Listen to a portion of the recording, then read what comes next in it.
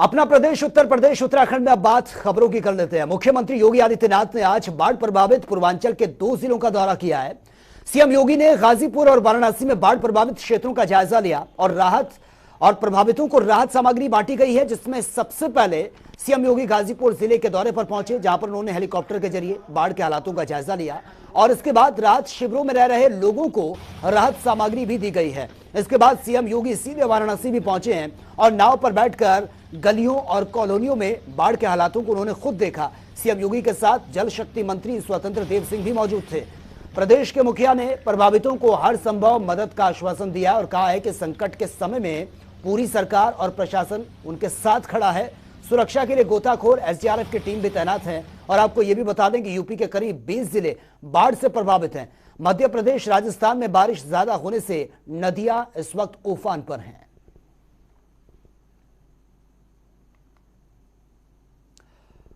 तो ये 2 तस्वीरें आपके सामने हैं, गाजीपुर और वाराणसी की तस्वीरें। वाराणसी में नाव से बाढ़ का जायजा लिया गया, तस्वीरें आपके सामने हैं। खुद मुख्यमंत्री यहां पर पहुंचे हैं और उन्होंने खुद देखा स्थिति को और उसके बाद सामग्री, जो राहत सामग्री है वो बांटी गई है और हर संभव मदद का आश्वासन सरकार की तरफ से दिया गया है। तो बरसात के चलते नदी नाले उफान पर हैं। पूरी सरकार और प्रशासन आपके साथ खड़ी है, ये आश्वस्त करने के लिए आज मैं आपके बीच में यहां पर स्वयं उपस्थित हुआ हूं। मैंने जनपद गाजीपुर के सभी बाढ़ प्रभावित क्षेत्रों का दौरा किया है और दौरा करने के उपरांत अब मैं इस राहत शिविर में यहां पर आया हूं। हम सब जानते हैं कि उत्तर प्रदेश में तो वैसे बारिश बहुत कम हुई है, एवरेज से भी कम हुई है, लेकिन यहां पर जो भी ये समस्या खड़ी हुई है, यह राजस्थान और मध्य प्रदेश से अतिरिक्त जल छोड़ने के कारण पैदा हुई है। राजस्थान में और मध्य प्रदेश में बहुत तेज बारिश हुई और पिछले सप्ताह वहां पर जब तेज बारिश होती है तो अकेले राजस्थान से 26 लाख क्यूसिक जल छोड़ने और ऐसे ही मध्य प्रदेश से भी 4 लाख क्यूसिक से अधिक जल छोड़ने के कारण चंबल नदी, बेतवा नदी और अन्य सहायक नदियों में जलस्तर काफी बढ़ गया था, जिसके कारण यमुना जी में फिर गंगा जी में ये भीषण जल प्लावन की समस्या खड़ी हुई। सीएम योगी के सबसे भरोसेमंद माने जाने वाले अधिकारी उत्तर प्रदेश के अपर मुख्य सचिव गृह अवनीश अवस्थी आज रिटायर हो गए हैं। मुख्यमंत्री के प्रमुख सचिव संजय प्रसाद को गृह विभाग का अतिरिक्त प्रभार सौंपा गया है। अवनीश अवस्थी के एक्सटेंशन को लेकर काफी दिनों से चर्चाएं भी चल रही थी। हालांकि यूपी सरकार की ओर से एक्सटेंशन को लेकर केंद्र को भेजे गए लेटर का जवाब अभी तक नहीं आया है। सीएम योगी आदित्यनाथ की बेहद करीबी अवनीश अवस्थी के सेवा विस्तार की उम्मीदें अब खत्म हो गई हैं। भारतीय प्रशासनिक सेवा के साल 1987 बैच के अधिकारी अवनीश अवस्थी को 31 जुलाई 2019 को गृह विभाग की जिम्मेदारी उनको सौंपी गई थी। मौजूदा समय में उनके पास यूपीडा के सीईओ के साथ साथ ऊर्जा विभाग का पदभार भी था। और वहीं रामपुर पहुंचे बीजेपी के वरिष्ठ नेता और पूर्व केंद्रीय मंत्री मुख्तार अब्बास नकवी ने आम आदमी पार्टी पर जमकर निशाना साधा है। उन्होंने कहा कि आम आदमी पार्टी जनता के बीच चूचू का मुरब्बा बन गई है, जो ना उगलते बन रहा है और ना ही निगलते बन रहा है। आम आदमी पार्टी के दिखाए सारे सपने अब बेनकाब हो रहे हैं, लेकिन अफसोस इस बात का है कि वो जनादेश का सम्मान करने की बजाय जनादेश का अपमान करने में ज्यादा विश्वास करते हैं।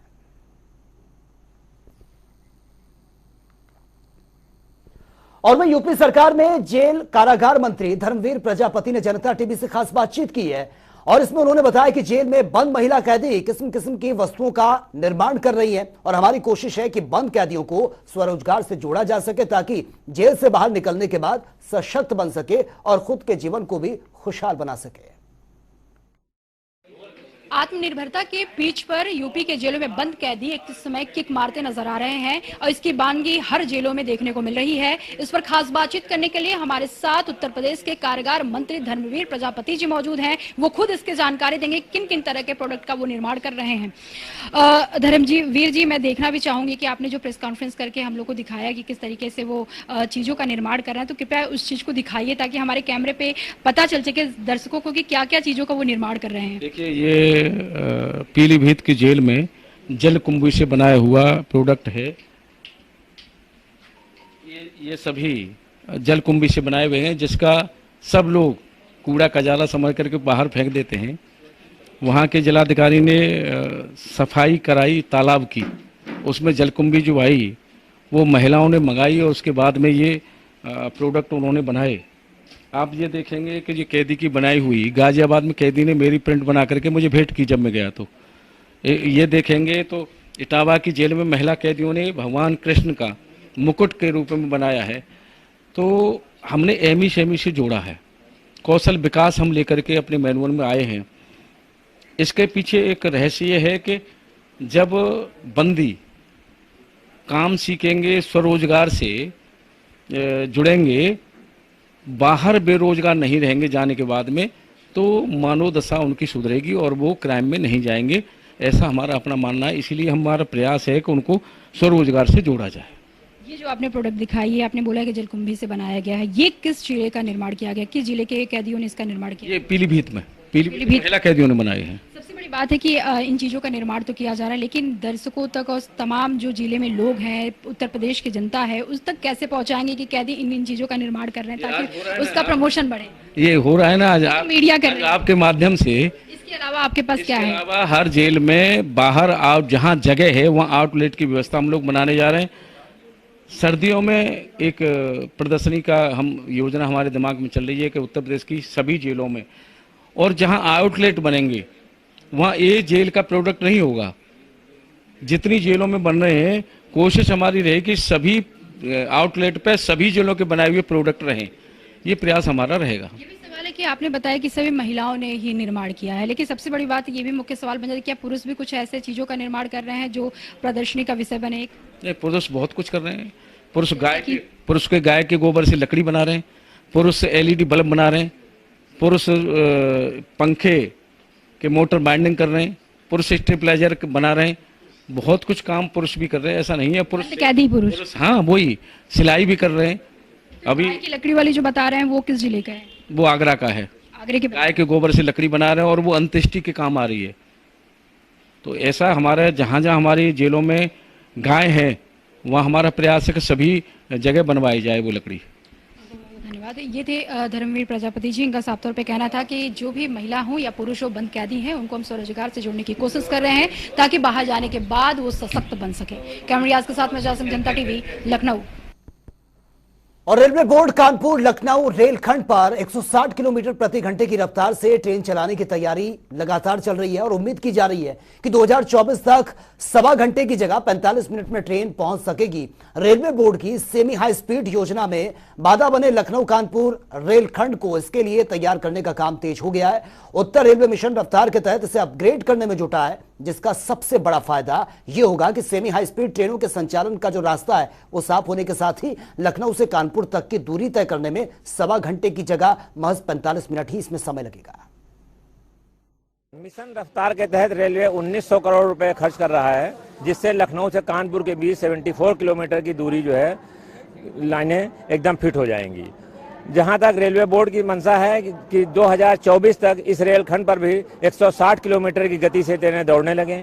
इसके साथ ही कानपुर से झांसी रेलखंड पर भी 160 किलोमीटर की गति बढ़ाई जानी है और हावड़ा और दिल्ली रूट को पहले ही जो है 160 किलोमीटर लिए तैयार करने का काम तेजी से चल रहा है।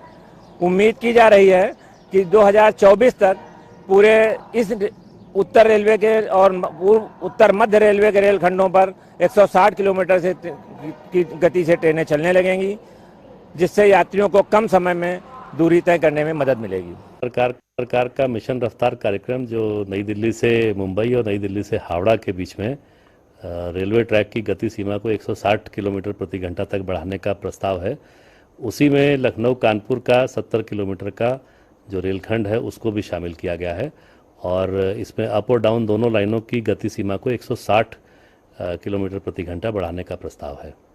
ये सर जो ट्रैक से रिलेटेड काम है, ट्रैक से रिलेटेड काम हमारा चल रहा है, करीब करीब 60% के आसपास हो गया है और बचा हुआ कार्य भी चल रहा है। इसमें पुलों का स्ट्रेंथनिंग होना है और इसके अलावा एक जो 3 यार्ड्स की रिमॉडलिंग होनी है इसमें, जहाँ पर डाउन लूप नहीं है, वो कार्य अभी होना है, जो उम्मीद है कि इसी वित्त वर्ष में हो जाएगा।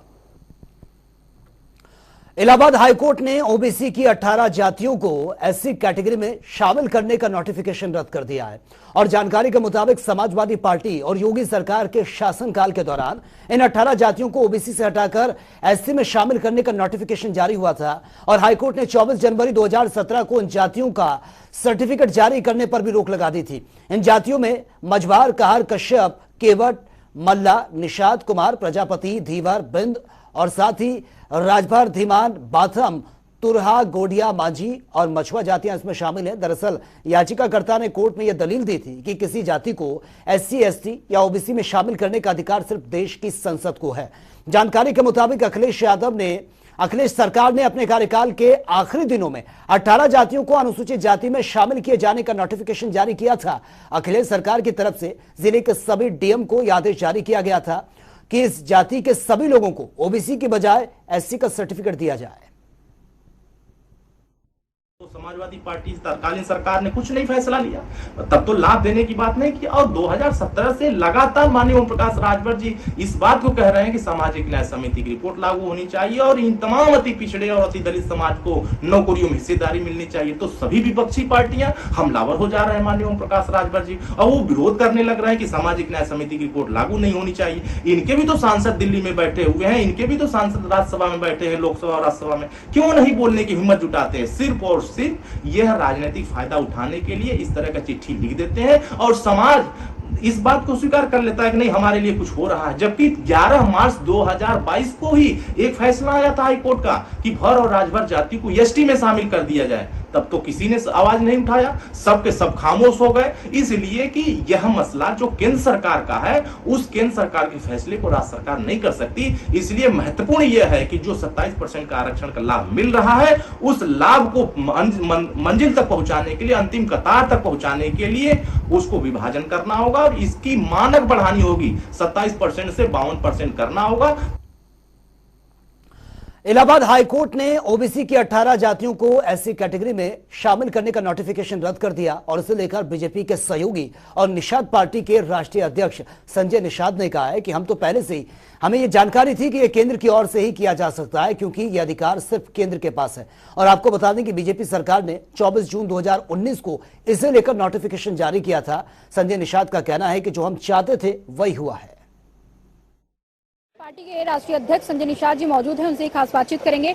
संजय निषाद जी, इसमें सियासत गर्म हो गया है क्योंकि 18 जो ओबीसी की जातियां थी एससी में शामिल करने को उसको हाईकोर्ट ने रद्द कर दिया है। किसी भी ओबीसी में शामिल करने का, ओबीसी से एससी में शामिल करने का अधिकार कोई राज्य सरकार ने नहीं। जिस राज्य सरकार ने वो नोटिफिकेशन जारी किया था उस राज्य सरकार को ही हमारे समाज ने खारिज कर दिया है। वो गलत था, बेईमान वाला नहीं, हमें संविधान वाला चाहिए। आज हम अच्छा है क्योंकि ये 30 साल से पिछड़ी से निकालते थे, बसपा स्टे लेती थी, हमारे बिरादरी को लटकू राम बनाकर हमारी सारी नौकरियों पर एक कब्जा करते थे। आज केंद्र सरकार से होना है। केंद्र सरकार ने मान लिया है। 20 दिसंबर 2021 को माननीय योगी जी ने लिखा कि डॉक्टर साहब ने एक प्रतिवेदन दिया है कि केवट मल्ला मझवार अनुसूचित जाति के हकदार है। ये सेंसस मैनुअल में लिखा हुआ है, गिनती होती थी, क्या सही है? आरजीआई ने, registrar general of census of India ने 18 जनवरी 2022 को मान लिया कि केवट मल्ला मझवार अनुसूचित जाति के हकदार हैं। नोडल विभाग जो है ये क्या नाम है, सामाजिक न्याय मंत्रालय, सामाजिक न्याय मंत्रालय ने भी मान लिया है। अभी लिखित सूचना पर प्रवीण एमपी साहब के सदन से उन्होंने लिखित जवाब दिया है कि आर नारायण स्वामी जी ने कि मझवार 1950 से अनुसूचित जाति की सूची में शामिल है। इनकी उपजातियों को सर्टिफिकेट मिलना चाहिए, ये राज्य सरकार की जिम्मेदारी है। अब इस पे हम लोग प्रभावी कदम कर रहे हैं और निश्चित रूप से अब कोर्ट का मामला साफ हो गया। यह उल्टा पुल्टा की हमारा मामला एक्सप्लेनेशन का था। हम ऑलरेडी केवट मल्ला मझवार गौड़ तुरिया खरवार बेलदार खरोट कोली 7 नामों से इनकी उपजातियों में को अनुसूचित जाति में डालना ही गलत था, पिछड़ी जात में डालना। पिछड़ी जात से हम अब निकलेंगे, मतलब हमें पिछड़ी जात से निकलना, अनुसूचित जात में हम लोग शामिल हैं। मझवार नाम का सर्टिफिकेट अब मिलना शुरू हो जाएगा। पहले अखिलेश यादव ने नोटिफिकेशन जारी किया, इससे पहले देखा जाए तो मुलायम सिंह यादव ने जारी किया था, उसके बाद भाजपा ने भी उसी फहरिस्त में आके जुड़ गई, वो भी जारी कर दी। लेकिन सवाल सबसे बड़ा ये है कि नोटिफिकेशन का जो अधिकार है या फिर ओबीसी की जातियों को एससी में शामिल करने का जो अधिकार है, अगर ये पता था कि केंद्र के पास है तो फिर ये नोटिफिकेशन क्यों? सरकार ने नोटिफिकेशन नहीं जारी किया था, ये उस 2017 का मामला था, 2016 का। 2019 में भी जारी किया गया है संजय जी। हमारी बात 2016 दिसंबर 2016 का 22 दिसंबर 2016 का मामला था। वो हाई कोर्ट का ऑर्डर था, वो पेंडिंग पड़ा था सचिवालय में, और सचिवालय में पेंडिंग था। उस ऑर्डर को पास किया गया था, हाई कोर्ट के ऑर्डर को पास किया गया था, लेकिन वो उस पर फिर स्टे लिया बसपा ने। वो ट्रायल चल रहा था। वो केस तो समाजवादी पार्टी के समय का, सपा के समय का, हमारे भारतीय जनता पार्टी का, हम लोग का मामला दिल्ली का है तो दिल्ली से चल रहा है। आप लिखित चीजों को भी इंकार कर रहे हैं। 24 जून 2019 को भाजपा की सरकार ने भी ये नोटिफिकेशन जारी किया था, इसको स्वीकार कर। कोर्ट के ऑर्डर का उन्होंने किया था, न कि उन्होंने अपने वहां से अधिसूचना। कोर्ट के ऑर्डर को उन्होंने इम्प्लाई किया था कि कोर्ट का ऑर्डर है उसे इम्प्लीमेंट किया जाए। तो सरकार का नोटिफिकेशन 22 दिसंबर का था, उसी को किया था, नया कोई नोटिफिकेशन नहीं। केंद्र सरकार से मिलेंगे क्योंकि अब अधिकार तो सिर्फ केंद्र सरकार की है। निश्चित रूप से हम तो यही चाहते थे, उसी में हमारी लड़ाई है और वही हमारा है। हस्ताक्षर अभियान चलेगा, ब्लॉक में चलेगा, हमारे लोग अब करेंगे और सरकार से अपनी समस्याओं की मांग करेंगे और वादा भाजपा ने जो किया उसे पूरा करेंगे। बहुत बहुत धन्यवाद। ये थे संजय निषाद का साफ तौर पे कहना था कि देखिए, प्रस्ताव को पारित करने का अधिकार सिर्फ और सिर्फ संसद को है, बल्कि हमारे भाजपा सरकार ने नहीं, बल्कि समाजवादी पार्टी ने ये पहला नोटिफिकेशन जारी किया था, जबकि ये उसकी गलती है हमारे समाज को ठगने के लिए। लेकिन ये हमारे जानकारी में ही है, हमारे भाजपा की सरकार को भी जानकारी में है। सिर्फ और सिर्फ ये अधिकार संसद के पास है और इसको लेकर हम संसद के तमाम मंत्रियों और सांसदों से मुलाकात करेंगे ताकि ये प्रस्ताव लाया जाए और बिल पास किया जाए। कैमरा रियाज के साथ में जयसिंह, जनता टीवी, लखनऊ। तो चलिए अब बात उत्तराखंड की खबरों की भी कर लेते हैं। उत्तराखंड में सरकार के नए जिलों के गठन को लेकर भी विचार विमर्श लगातार जारी है और मुख्यमंत्री पुष्कर सिंह धामी ने मीडिया से बातचीत करते हुए इस बात के संकेत दिए हैं कि राज्य में बीते लंबे समय से नए जिलों की मांग उठती आ रही है, जिसे देखते हुए अब जनप्रतिनिधियों और सामाजिक एक्टिविस्ट भी सरकार उनसे भी राय मशवरा करेगी।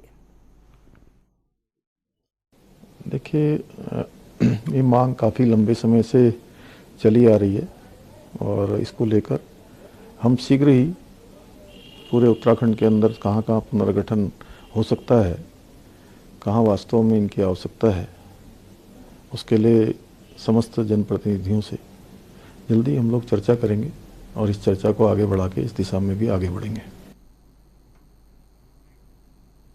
और वही धर्मनगरी हरिद्वार में पंचायत चुनाव राज्य के शेष 12 जिलों के साथ नहीं होते हैं और राज्य गठन के बाद से ये परिपाटी चली आ रही है कि वहीं अब पंचायत चुनाव का जो रास्ता है वो साफ हो गया। काफी लंबे समय से लटकते आ रहे पंचायत चुनाव को लेकर सरकार ने ऐलान कर दिया है कि विनय शंकर पांडे ने जानकारी देते हुए कहा है कि 6 से 8 सितंबर तक नामांकन होंगे, जिसके बाद 9 से 11 सितंबर तक नामांकन पत्रों की जांच की जाएगी और 12 सितंबर को नामांकन वापस लेने की ये डेट रखी गई है और 13 सितंबर को प्रतीकों का आवंटन होगा।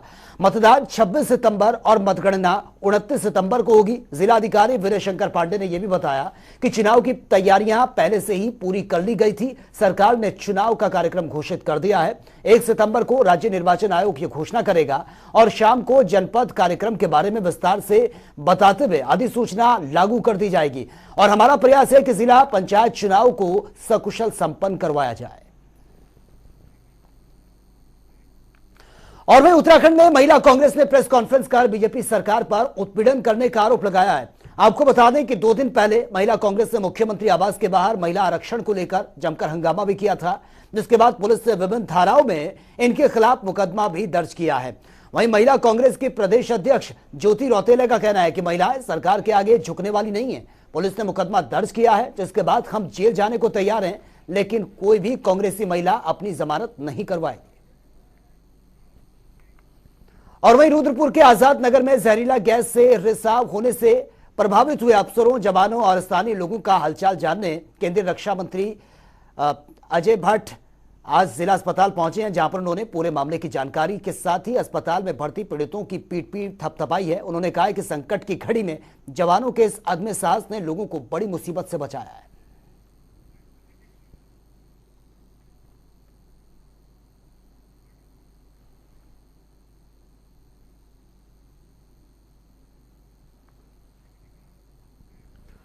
और वहीं हरिद्वार में बढ़ते डेंगू के मरीजों को देखते हुए नगर निगम अलर्ट हो गया है।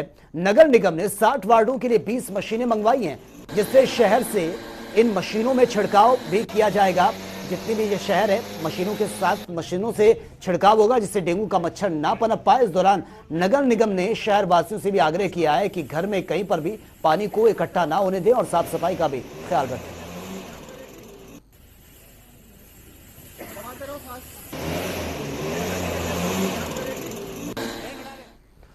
और वहीं उत्तराखंड में कोरोना के चलते पिछले 2 सालों से छात्र संघ चुनाव नहीं हो पाए थे और इस साल चुनाव होंगे या नहीं, इसको लेकर भी अभी कोई आदेश जारी नहीं हुए हैं। और ऐसे में कुमाऊं के सबसे बड़े एमबीपीजी कॉलेज हल्द्वानी में एबीवीपी की तरफ से उच्च शिक्षा मंत्री धन सिंह रावत को प्रचार के माध्यम से एक ज्ञापन भेजा गया। छात्रों ने मांग की है कि इस साल उत्तराखंड में सभी महाविद्यालयों में छात्र संघ चुनाव की तारीख घोषित कर दी जाए।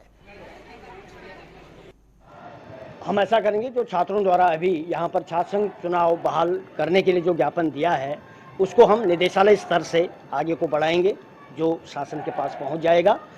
जो छात्रों की मांग है कि विगत 2 वर्ष से कोरोना के कारण यहाँ पर छात्र संघ चुनाव नहीं हुआ है, उन्होंने ये कहा है कि अब इस साल परिस्थितियां सब अनुकूल हैं, तो छात्र संघ चुनाव होने चाहिए। और वहीं यूकेएसएस-एससी पेपर लीक मामले में मुख्यमंत्री धामी के निर्देशों का असर देखने के साथ साथ योग्य मेहनती युवाओं को किसी भी कीमत में परेशान न होने देने का यह साफ संदेश दिया गया है। राज्य आंदोलनकारी रविंद्र जुगरान के नेतृत्व में युवा अभ्यर्थियों ने मुख्यमंत्री से मुलाकात कर अपना दर्द सामने रखा। मुख्यमंत्री ने साफ कह दिया कि मेहनती अभ्यर्थियों के लिए सरकार रास्ता निकालने जा रही है। हम ईमानदारी से, मेहनत से, परिश्रम से, मेरिट पर चयनित होकर आए हैं। हमारे साथ भी सरकार न्याय करे, हमारा पक्ष भी सुने और अगर हमको ज्वाइनिंग दे, हमको नौकरी दे, अगर जांच कराए, अगर हम गलत पाए जाते हैं, ज्वाइनिंग देने के बाद भी अगर हम गलत पाए जाते हैं तो हमको टर्मिनेट करे, बर्खास्त करे, हमसे शपथ पत्र ले ले और हमें आने वाले समय में पूरे जीवन काल के लिए किसी भी भर्ती में आवेदन करने से वंचित कर दिया जाए। तो फिलहाल इस बुलेटिन में मेरे साथ इतना ही, लेकिन तमाम खबरों के लिए आप बने रहिए जनता टीवी के साथ। नमस्कार।